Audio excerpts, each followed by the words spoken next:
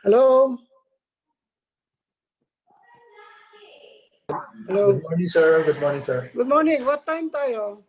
What time mag-umpisa? Supposedly, 9 o'clock eh. Kaya ang nakita ko sa program, 9 o'clock po. Oo. Sino ba ang nag-host? Tricia?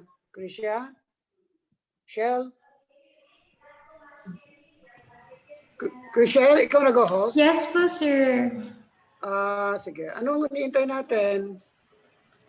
Yung go signal lang po, sir. Pero ready naman na po tayo mag-start. Sige. Okay. Walang part siya, no? Walang part dyan si Jaja. Kasi walang internet. Pumunta ako sa opisina. Walang internet eh. Okay po, sir. Pwede na po tayo mag-start. Sige, please po. naman. Medyo ano na. Pwede na din po. Sige, thank you. LGU Morong, nandyan na. At saka yung CIO Tanay, nandyan na rin, sir. Magpe-Facebook na kayo, post? Sige. Sino magpo-post sa Facebook? Si Shell o si Tricia? Yes po, naka-post na po siya sa Facebook. Naka-live na po tayo. Sige po. Yeah, thank you. Let's start na po. Let's start. I would like to invite everyone to join me as we open this event with a prayer, followed by the singing of the national anthem.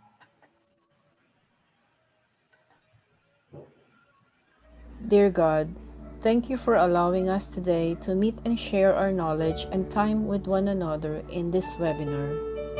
We are truly grateful for all the blessings you have bestowed upon us.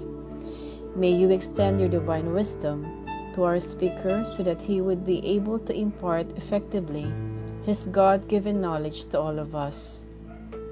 Bless the participants as well so that they would be able to glean the vital information from this activity and spread what we've learned in the spirit of your love and generosity. May we realize that this activity should glorify your name. Amen.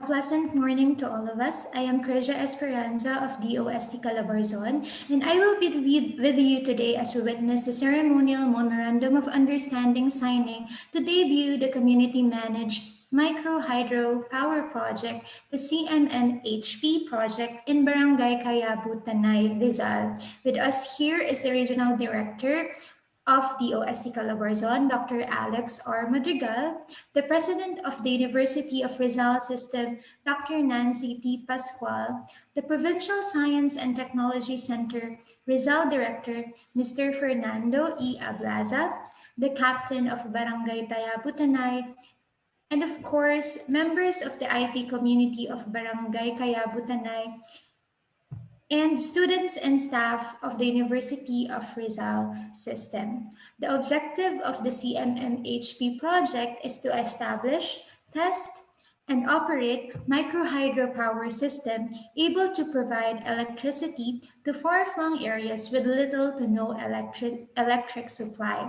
Now, through the efforts of DOST Calabarzon and PSTC Rizal, the CMMHP project is extended to Barangay Cayabu, Tanay. We celebrate this today. To give us a short message, let us welcome Dr. Alex R. Madrigal, the Regional Director of DOST Calabarzon. Sir Alex? Thank you, Ms. Krisha Esperanza, our information officer in the region. Good morning po to everyone joining us in this very remarkable event, the MOU signing, ceremonial signing of the microhydro project with LGU of Tanay Rizal. And also I would like to welcome all the participants joining us here in the Zoom platform. I think there is a group here from San Mateo, LGU San Mateo. Magandang umaga po sa ating mga kaibigan dyan, lalo na kay Mayor Diaz po. Sa mga ating kasamahan sa Disaster Risk Reduction and Management. Alam ko nandiyan po si aking partner dati, si Mr. Vic Tumasar. Magandang umaga po sa inyo. At magandang umaga rin po sa aking mga kasamahan sa DOST. Lalong-lalo na ang aking Provincial Director. Si Provincial Director, kulang na lang. Talagang lagyan natin ng engineer Nanding Ablasa because he is a biogas engineer. Although siya po ay isang fisherman. Po. At aking mga kasamahan sa provincial office din, mga staff namin po dyan na nandiyan po sa Antipolo, Rizal. Aking pong binabati ang ating butihin, napakabait at sabihin natin maganda at very elegante ang presidente ng University of Rizal System, si President Nancy Pascual. Siya po ngayon ay napakaraming ginagawa ngayon sa ating university. Marami po siya mga programa at kami po ay nakikipagtulungan ngayon, lalong-lalo na po itong project na ito ng microhydro.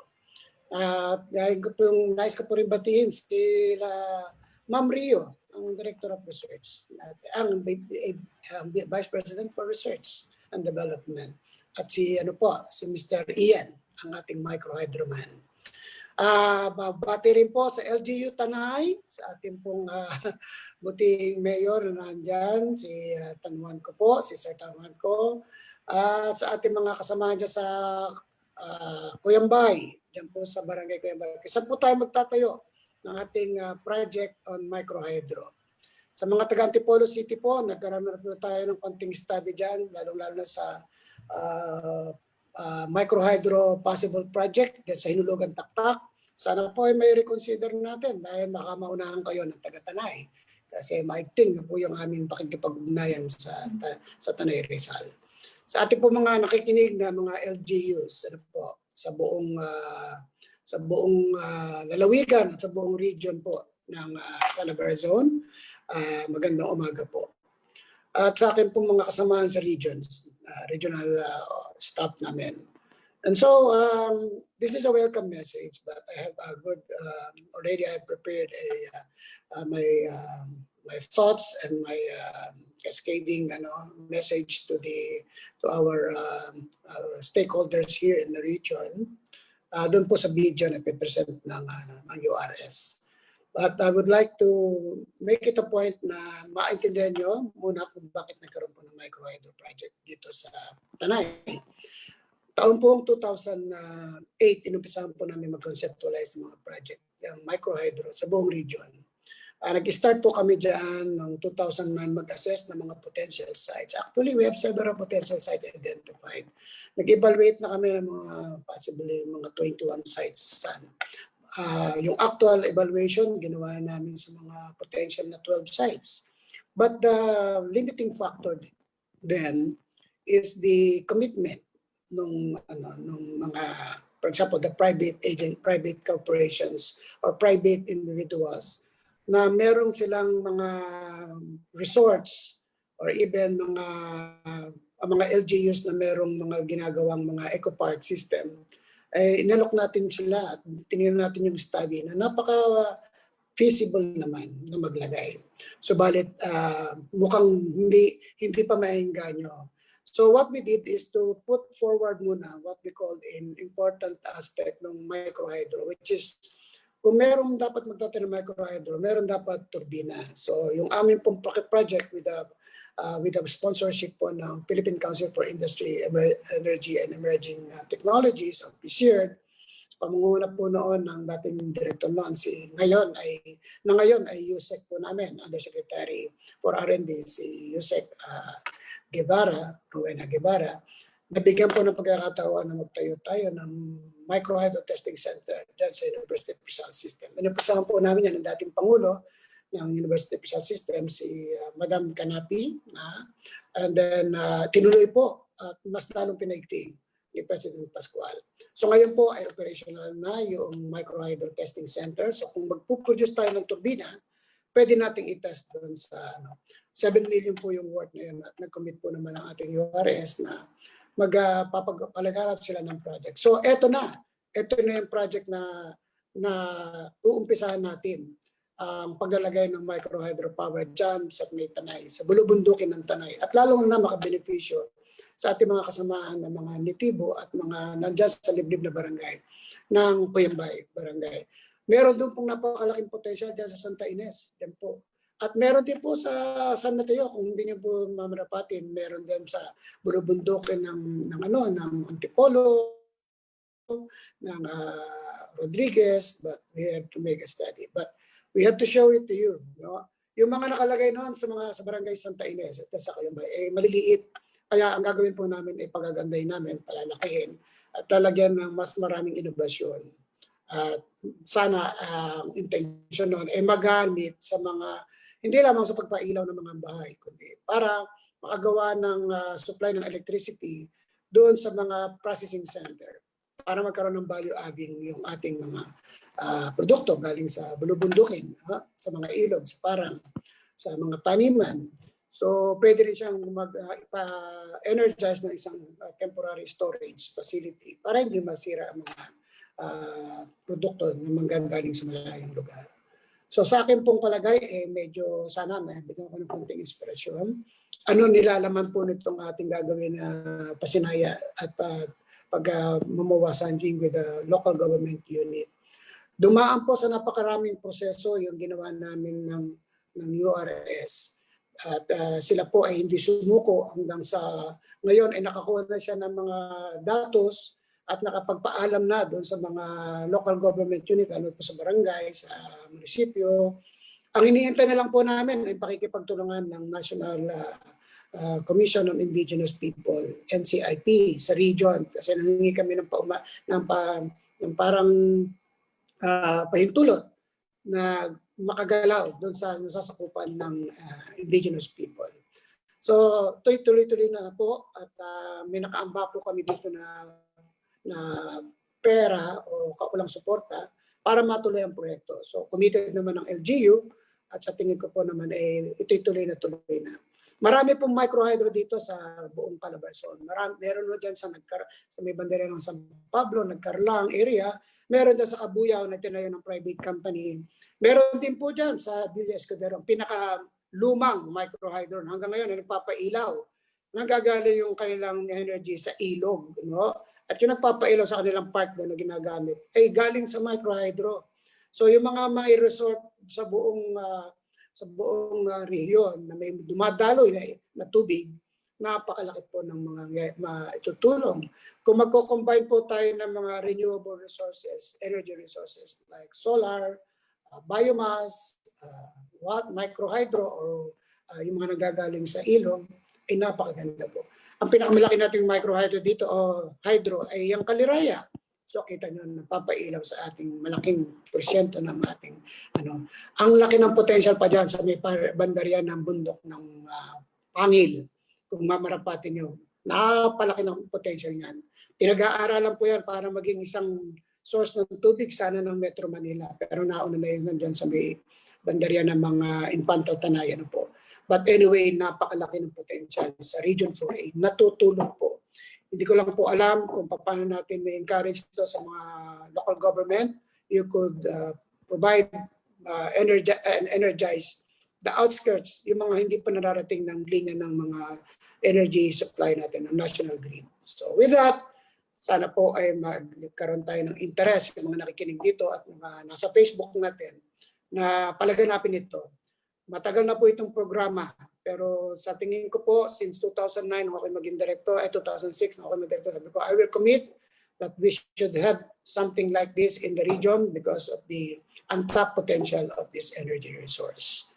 Magandang umaga po at sana po ay magkaroon tayo ng safe na umaga at buong araw sa darating pang panahon. At let's us praise God na sana po ay lagi tayong ligtas. Mabuhay po ang LGU ng Tanay, mabuhay po ang URS at mabuhay po ang DOST. Magandang umaga po sa ating lahat. Good morning, sir. Good morning, Ding. So there you have it. Thank you, Sir Alex. We have learned a bit of information regarding the projects of DOST Calabarzon, of course, including the CMMHP Kayabu project. But to know more about this project, how it started, and how it is now, let us watch this short video.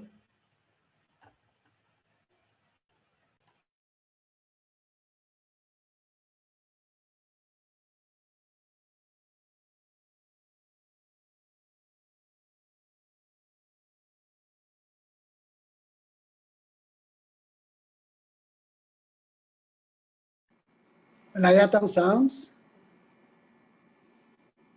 No sound.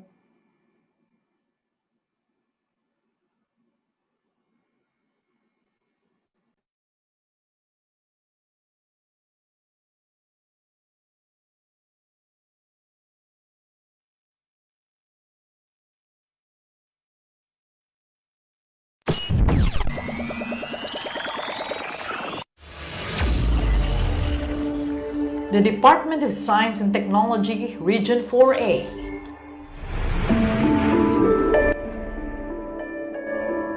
And Pictured.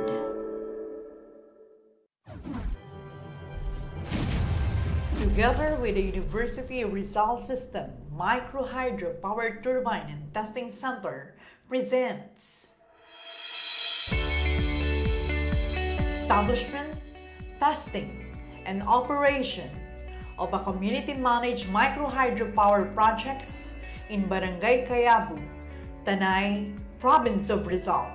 Micro-hydropower technologies had already proven to be a practical and potential low-cost option for generating electricity at remote sites, particularly for small villages in hilly areas such as India, China, and Kenya, Indonesia, Thailand, Vietnam, and other Asian and African countries.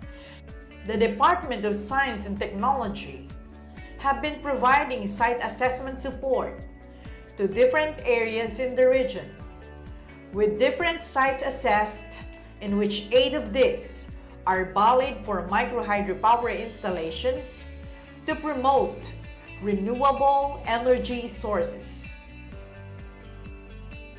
In support, DOST Region 4A had its share in the promotion of the renewable energy sources through forum, assessment, and project funding.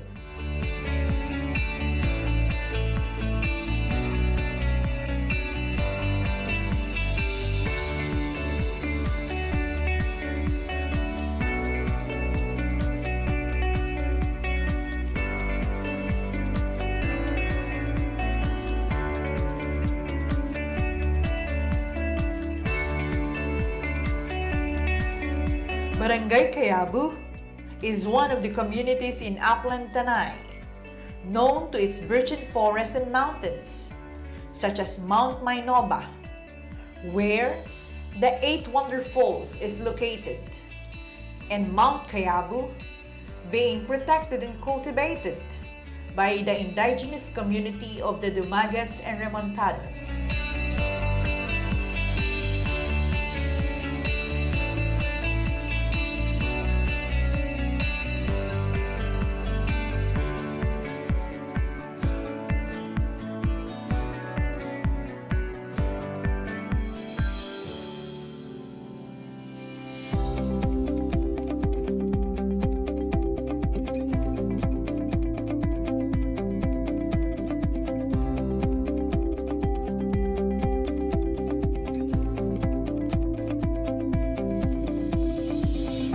Objectives of the project. Number 1. Conduct a project feasibility study for the installations of microhydro turbine system, which in scope will cover the conduct of social, economic, and physical survey, area presentation, and presentation of the project proposal to the community. Number 2. Stage the signing of Memorandum of Agreement. And number 3. Build and operate a micro hydro turbine system in the community.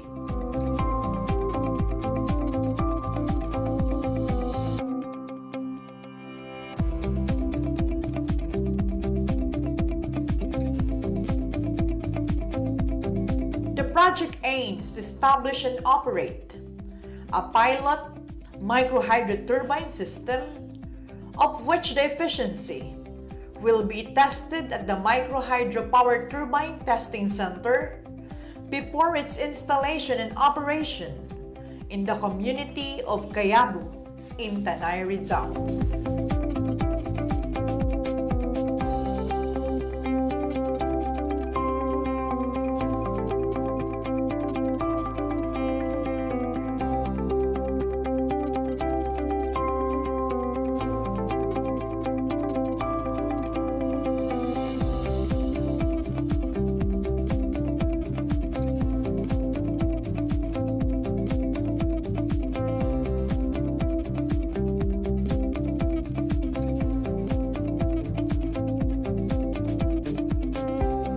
Construction of main civil works, which includes diversion weir, diversion channel, water intake, steel penstock, and the powerhouse with tail race. The design capacity is 5 kilowatts on a sunny day and 10 kilowatts on a rainy day.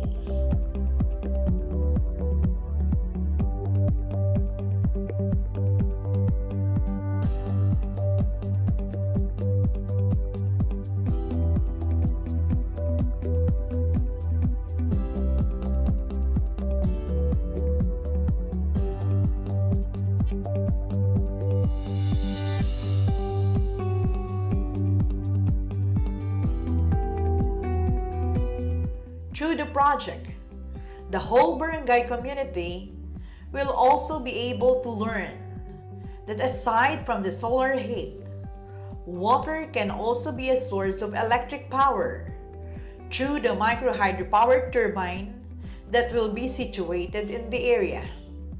The people of the community will also be trained on how to operate and utilize it accordingly and productively through the team effort exerted by the different government agencies.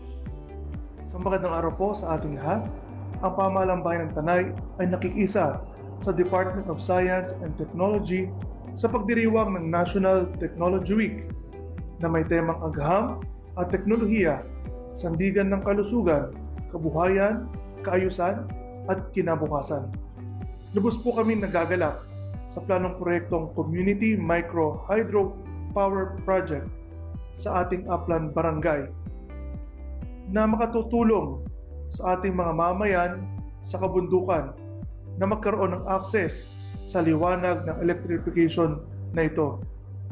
Kami po kasamang Sangguniang Bayan at mamayan ng Tanay ay nagpapasalamat sa DOST at sa University of Rizal System para sa proyektong ito. Muli, maraming salamat po at magandang Tanay sa ating lahat. One of the goals of URS as a university is to propagate and develop knowledge in various fields. The pursuit of advancement in science and technology is very important, especially in our modern times. That is why it is one of the main priorities of URS. The Micro Hydropower Testing Turbine Center is one of the projects that aims to provide a good venue for researchers and studies related to micro hydroturbine technology. URS is one with the DOST and the whole community in pursuing for a better quality of life. The university will continue its support in all activities and endeavors related to this. The doors of our university will remain open for future possibilities and partnership. Thank you very much, and God bless us all.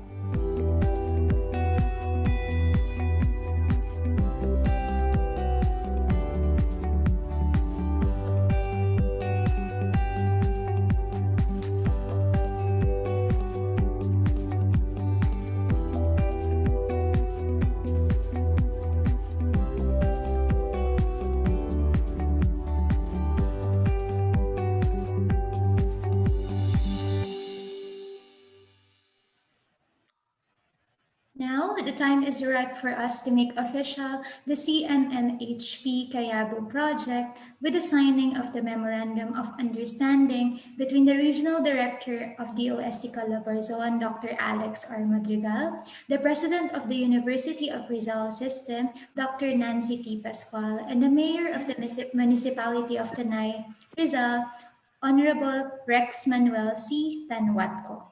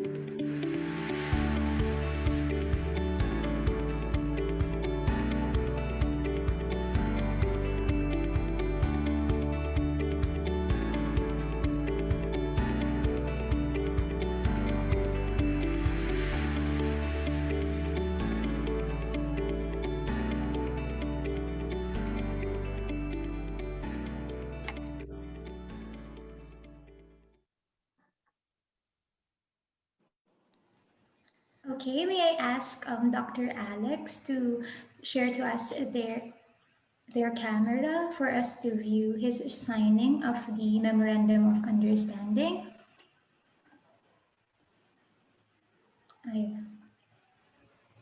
Okay, can we capture this photo, sir? Yeah. Okay.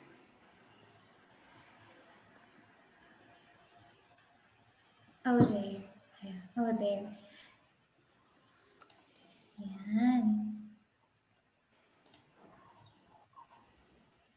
Thank you, Sir Alex. And so we have seen Dr. Alex of the OST Calabarzon and Dr. Nancy Pascual of the URS sign the Memorandum of Understanding. The OST Calabarzon is excited and honored to work with PSTC Rizal, of course, the URS and the municipality of Tanay on this very important project. And with that done, let us watch this overview video of the Micro Hydro Power or MHP Testing Center in University of Rizal System, the URS, Morong Campus, followed by the 3D turbine testing at the MHP Testing Center.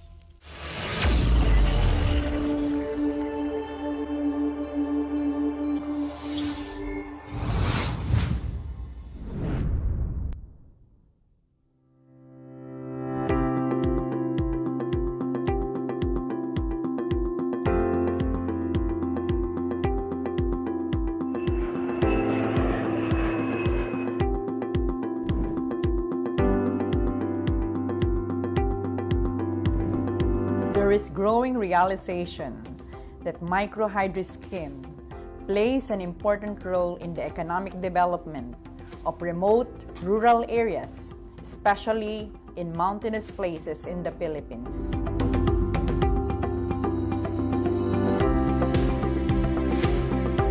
These schemes can provide power for industrial, agricultural, and domestic uses through direct mechanical power or by the coupling of turbine to a generator to produce electricity.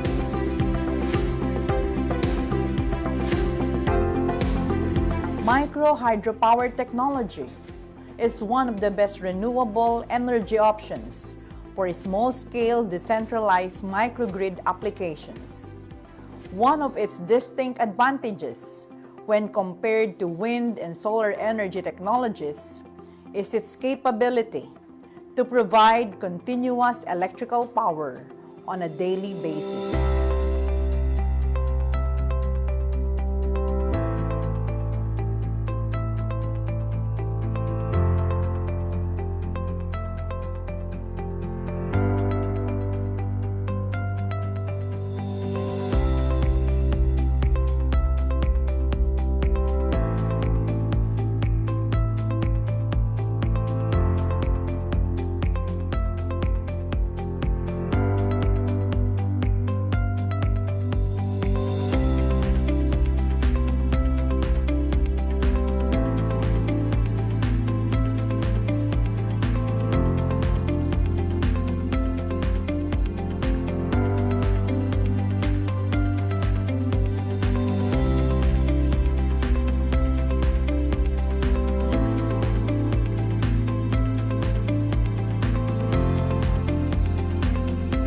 The Department of Science and Technology have been providing site assessment support to different areas in the region, with different sites assessed, in which 8 of these are valid for micro hydropower installations to promote renewable energy sources.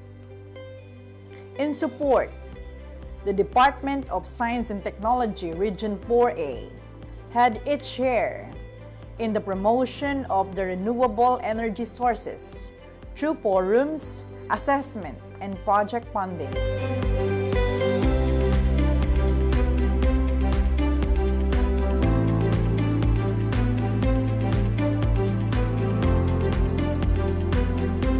Considering the practical need to promote renewable energy sources, the Department of Science and Technology champions a pioneering initiative to conduct site assessments support to different areas in the region in order to identify potential sites for microhydro power installations. Rizal Province is lucky enough to be validated under the project titled Establishment of Microhydropower Support System in Potential Agro-Ecotourism Areas in Calabarzon.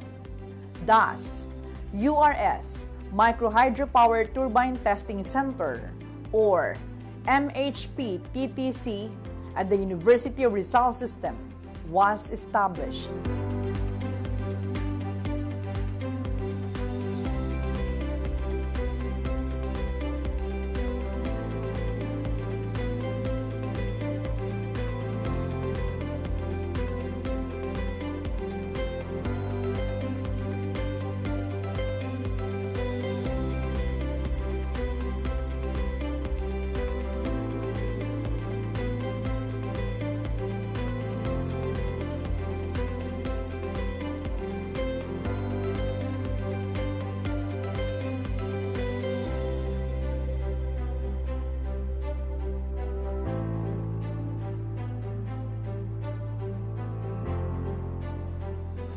The URS Microhydropower Turbine Testing Center project was granted to University of Rizal System and the Department of Science and Technology Calabarzon with the Philippine Council for Industry, Energy, and Emerging Technology Research and Development with the provision of a fund amounting to 7,272,311.76 pesos.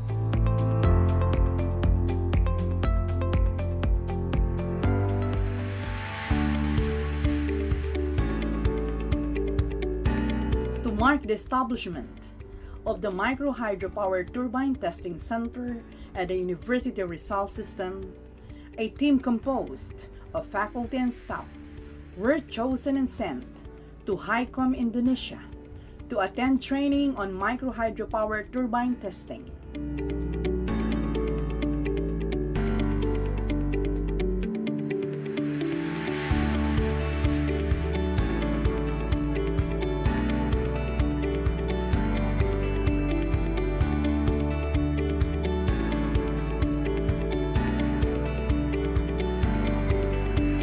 And to strengthen the ties between partners, a memorandum of agreement was signed between and among the prime movers from the Department of Science and Technology and the University of Rizal System.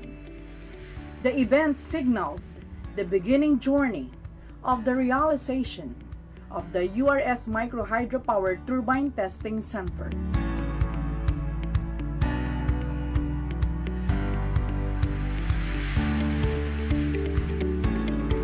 The center has begun its construction, following the details of the work plan for the structure.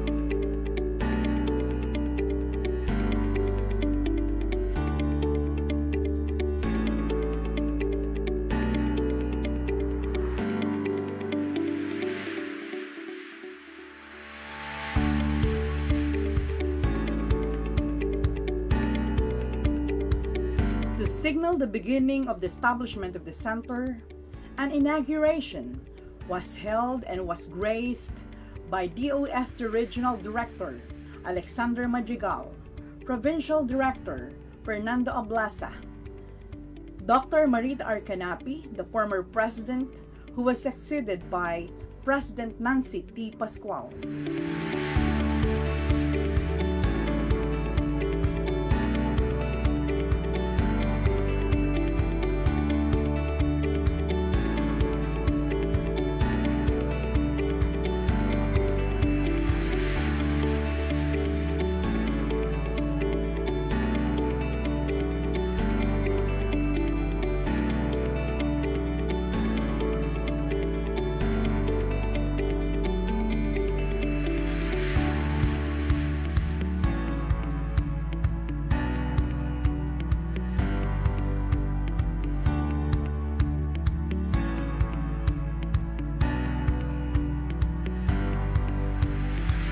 As a project, the University of Rizal System Micro Hydropower Turbine Testing Center aims to establish a common service facility for the development, testing, and optimization of locally developed turbine components of a micro hydro system. It will also serve as a testing center for imported micro hydropower turbines to determine its output against manufacturers' specifications. It is also aimed at providing quality standards in testing the performance of various types of micro hydro power turbines.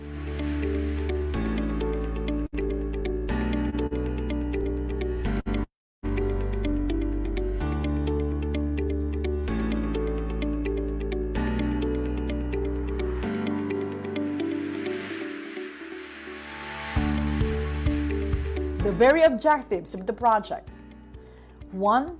Set standard turbine testing in the Philippines. 2. Conduct researches and innovations on micro hydropower. And 3. Serve as a training venue for students and community stakeholders. The center offers the following services: conduct of turbine testing, testing of fabricated turbines is done within the center's premises. Local suppliers and fabricators will be tapped in order to obtain turbines fabricated within the country under specific conditions. Power capacity ranging from 10 to 50 kilowatts will be tested and compared based on manufacturer's specifications. Various types of micro-hydropower turbines can be designed and developed in collaboration with local manufacturers.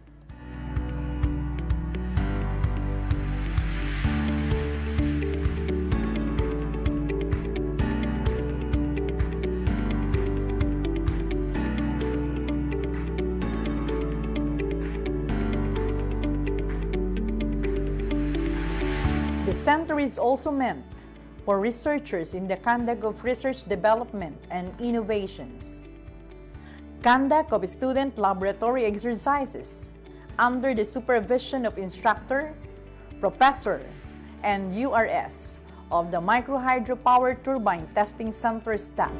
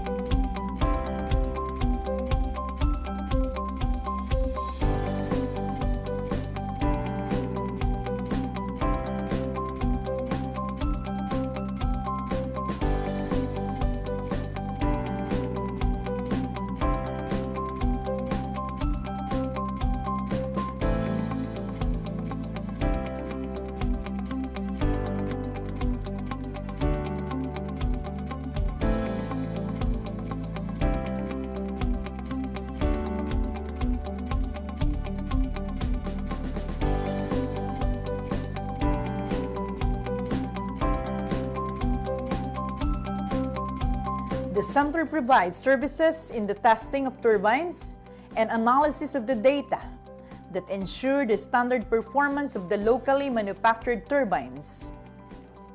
The University of Rizal System Micro-Hydropower Turbine Testing Center is committed for a continuous quality improvement in all of its function in the vicinity of the center and to all of its collaborating agencies, both public and private, and higher education institutions, commercial and industrial establishments all over the Calabarzon area. It is an undeniable fact that microhydro technology is playing an important role for rural energy access. The technology is surely a blessing, especially to the marginalized group of people from all walks of life. And so, in behalf of URS and the RDEP champions, let me give my salutation to the Department of Science and Technology under the dynamic leadership of Regional Director Alexander Madrigal. DOST, as the premier science and technology leader in the country, has indeed redefined what it means to say service through this undertaking, which you have partnered with the University of Rizal System. Hangad po namin sa pamantasan na ating mapagtagumpayan ang diwa ng pagbabayanihan sa pamamagitan ng mga proyekto katulad ng microhydro technology na makapaghahatid ng pag-asa at kaunlaran sa ating mga mamamayan at pamayanan. Indeed, microhydro technology can be the power for rural community development. To RD Madrigal and the whole of DOST family, maraming salamat po. Let us continue to shed light, share a heart, and nurture the gift of life.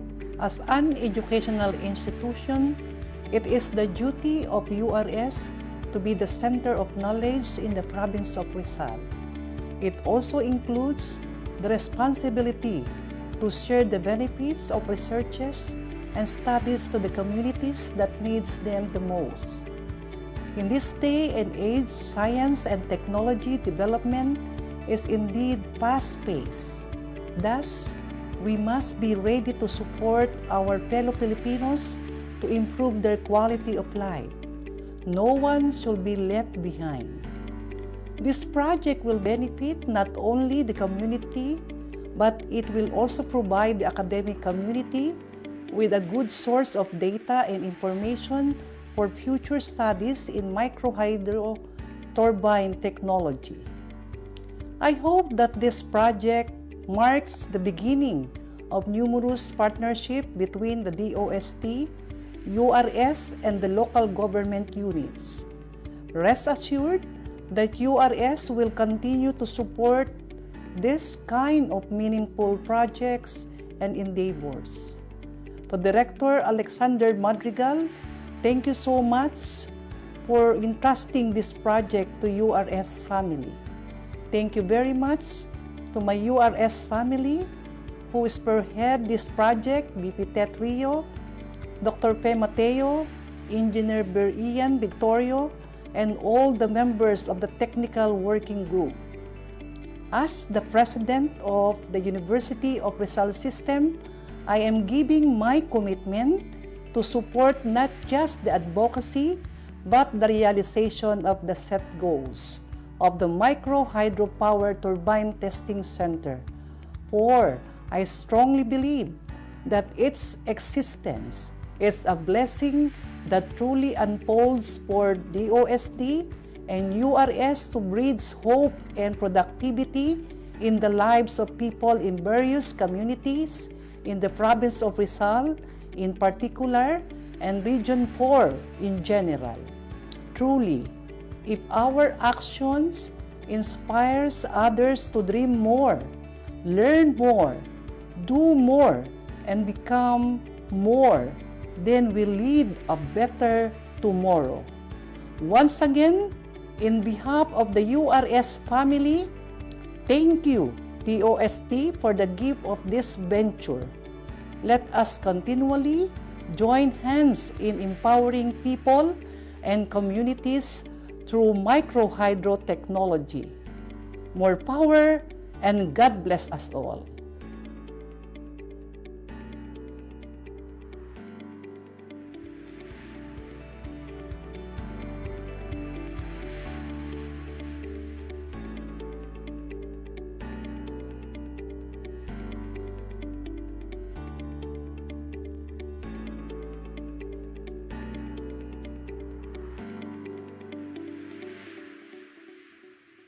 Alright, we saw from the video the countless possibilities in harnessing MHP or microhydropower on community and yes, academic development. Let's move forward. To close the ceremony, let us listen to a few words from the DOST Provincial Science and Technology Director, Rizal, Mr. Fernando E. Ablaza. Sir? Yes, good morning. Good morning, and good morning sa lahat ng ating mga viewers sa FB at saka sa ating mga participants on this very special occasion. After viewing the virtual tour of the community-managed micro hydropower project in Barangay Cayabo, the proposed CMMF project, and the virtual tour of the MHP testing center in URS Morong, as well as the ceremonial memorandum of understanding signing by the University of Rizal System President and our very own Regional Director, Director Alex Madrigal. Gusto ko magpasalamat doon sa lahat ng mga nagdumalo sa ating programa ngayong araw na ito. At nalaman po ninyo yung mga iniisip natin mga project regarding renewable energy in this Calabarzon province. Meron na tayong mga pilot tests ng microhydro initially in other provinces, at meron na rin existing microhydro power plants in Rizal, sa mga bundok ng Tanay, for example, in Santa Ines, and dati meron din sa Tayabo, pero ito ay mga traditional microhydro power generation na madaling masira. Every now and then, nire-repair. So ito yung gusto natin pagandahin, palakasin, at para maging resilient doon sa mga dumarating na mga calamities dito sa atin. Now, for your information, katulad ng sabi ni Regional Director kanina, Sir Alex Madrigal, the microhydro project was started in 2008 in the Calabarzon region. At dito sa Rizal alone, meron ng ilang mga sites. For the information of our LGU representatives na umaten ngayon, meron ng mga ilang sites dito sa Rizal na assess, na evaluate on their feasibility na lagyan ng mga microhydro power plant. Example of which is in isa yung Tayabo, pangalawa yung Hinulugan Taktak, meron din sa San Isidro in Antipolo.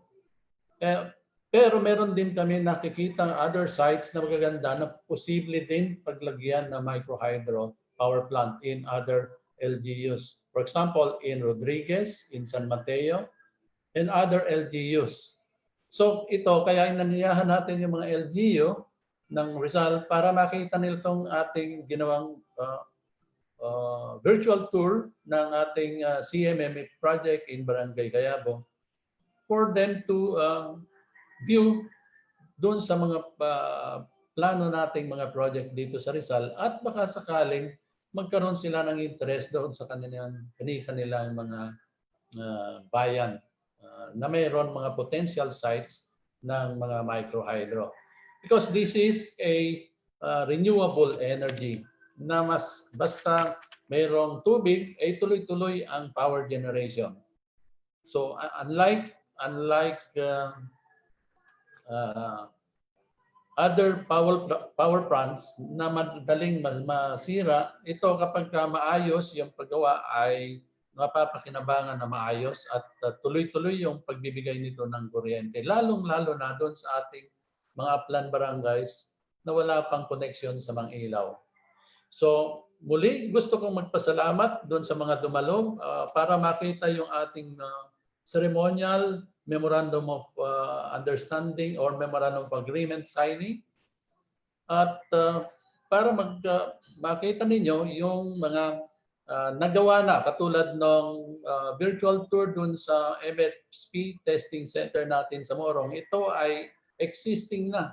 So kung meron kayong nalalaman na gumagamit na ng microhydro na gustong makita kung gaano talaga yung capacity ng kanilang microhydro turbine, pwede nilang ipatest doon sa University of Rizal System. Nandun po yung ating microhydro testing center na in-establish ng DOST at saka University of Rizal System. So yun, makikita ng ating mga LGUs as well as yung ating mga iba pang mga participants on this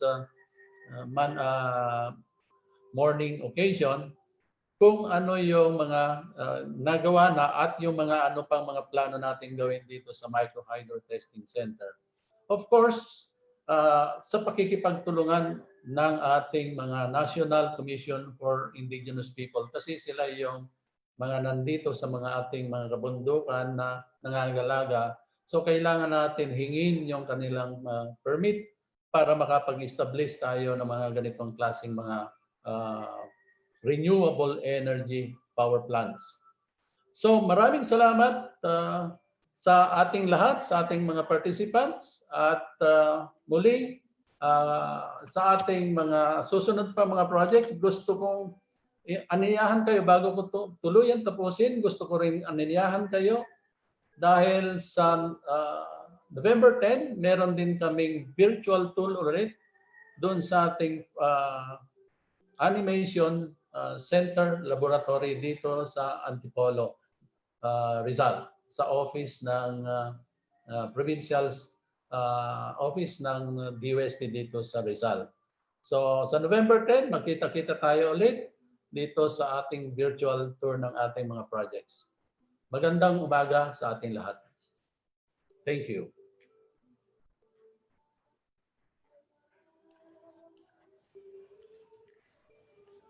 Thank you, Sir Nanding. Indeed, we have seen the many projects DOST Calabarzon, DOST PSTC Rizal, and the URS has ventured into to explore CMMHP, or the Community Managed Micro Hydro Power. Let's watch out for PSTC's activity on November 10, the virtual tour of the Animation Laboratory, and their other projects.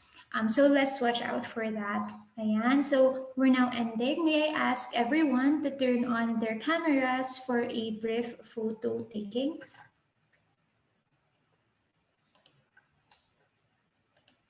And so we have here, of course, si Sir Landing from the PSTC. We have the LGU of San Mateo. Good morning po sa inyo. The Office of the Municipality of Tanay. Good morning po. Ayan, so sige po.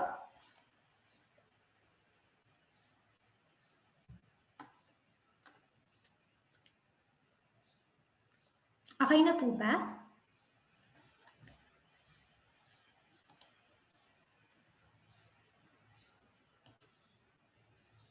Ayun. Thank you so much. Thank you so much. Thank you for joining us this morning to witness the ceremonial MOU signing for the CMMHP Kayabu project. To be constantly updated with DOST Calabarzon's partnerships and engagements like what we saw today, and to be informed of our activities laid down in celebration of the National Science and Technology Week and future events, follow us on Facebook at facebook.com/DOST Calabarzon. Once again, thank you and have a good day.